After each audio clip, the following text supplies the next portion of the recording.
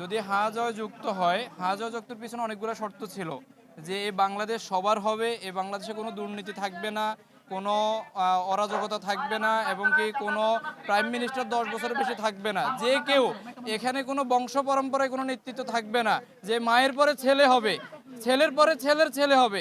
এখানে যদি একজন কৃষকের ছেলে যদি যোগ্য হয়, সে বাংলাদেশের প্রধানমন্ত্রী হওয়ার স্বপ্ন দেখতে পারে।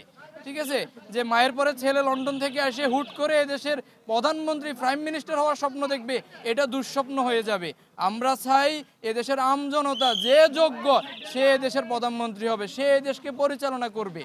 আর খালিদ ভাই তিনি একজন যোগ্য প্রার্থী, তিনি একজন ডাক্তার হিসেবে জানে যেমন একজন রুগীকে যে কোন সময় কোন ওষুধ দেওয়া লাগে, উনি যেমনটা ভালো জানে এ ঢাকা 17 আসনকে পরিচালনা করার জন্য কোন সময় কোন পদক্ষেপ নেওয়া লাগবে, কোন পদক্ষেপে অ্যান্টিবায়োটিক দেওয়া লাগবে, আর কোন পদক্ষেপে প্যারাসিটামল দেওয়া লাগবে, উনি এটা খুব ভালো করেই জানে।